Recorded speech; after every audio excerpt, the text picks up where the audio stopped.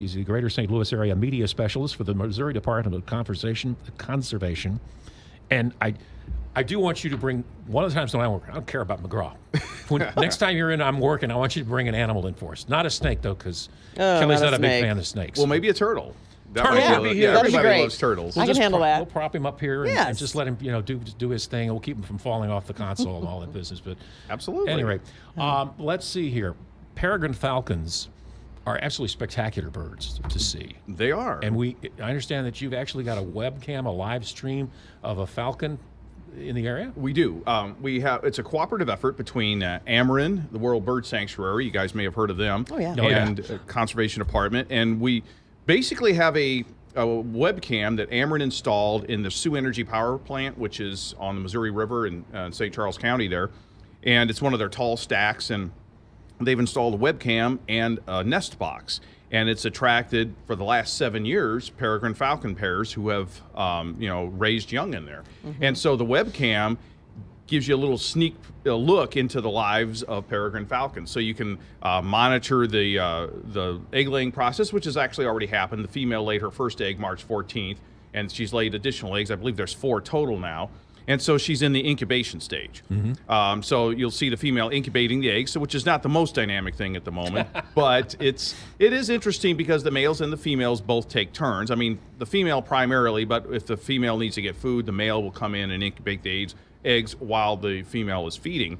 So they got good family values, basically. So the men help do a little bit on the raising, but they're really spectacular birds, as you said. They're actually the fastest animal on Earth, if you can believe that. Really? Yes. To get prey, they dive, don't they? They just fold in their wings and drop like a rock out of the sky. Right. They are basically a feathered fighter jet, and they can fly up to 260 miles or so an hour. And then during these dives that you mentioned, when they swoop down to get their prey, which is typically other birds, they've estimated to be up to 280 miles an hour. During this period. So what they're actually doing then is when they go out after another bird, they're basically, if you will, killing them by hitting them. Yeah, and then so it's really just like fighter jets, basically. Yeah. They look for they typically nest in open areas, rocky ledges along rivers and places like that, and they also take well to structures like smokestacks and skyscraper ledges and things of that nature. But they basically look for a bird that's flying, and when they feel that they can that bird is open enough, they can catch it before it can get somewhere like a tree or something. They go after it. That is so neat. Yeah. How many eggs do these falcons lay? Well, usually about 3 to 5. I believe our current pair has 4.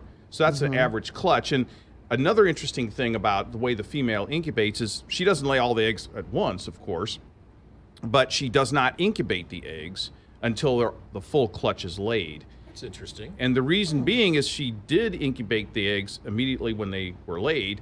The earlier laid eggs would hatch first, and then they would grow just that little bit extra from the other ones, and then they would outcompete the other babies for food.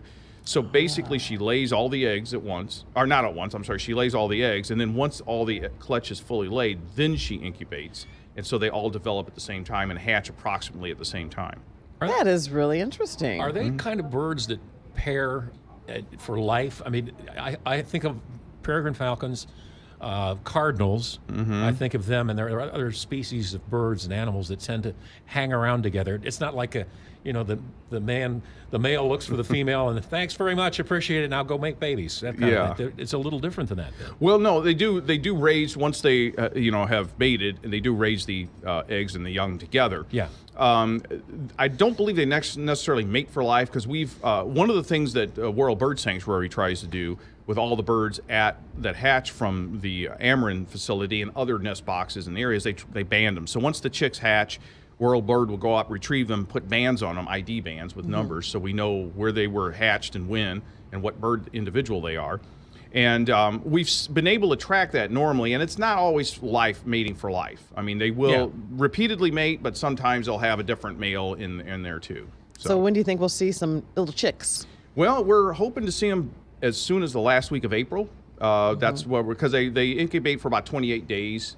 And so based on that, we're estimating last week of April. And then once they do hatch, be a little bit more action going on, because you'll be able to see the parents bringing food to the young. You'll see the young, first of all, and you see them bringing food to them and eating and everything. And then the young will eventually develop and fledge in about 5 or 6 weeks from hatching. They don't create a problem like around power line. I know in New England, I wish I could remember the species of bird, but the power companies up there, they build boxes on the top of power poles, not the big high tension ones, but other poles, because they've had problems with the birds will get up there and they'll actually build the nest on the pole, which causes a problem for them. So they put the boxes up there for them.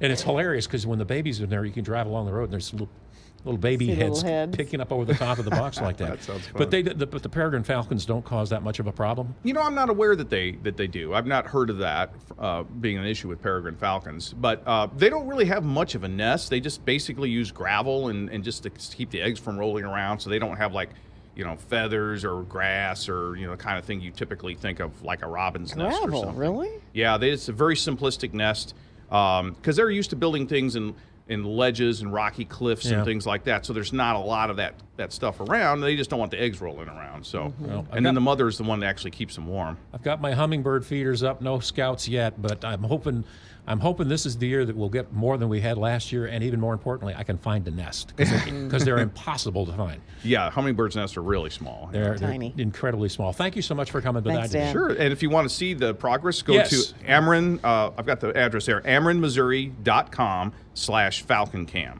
Very good. AmerenMissouri.com/FalconCam. Great. Appreciate it I'm very looking much. at it right now. Dan Zarlenga joins us, Greater St. Louis Area Media Specialist for the Missouri Department of Conservation.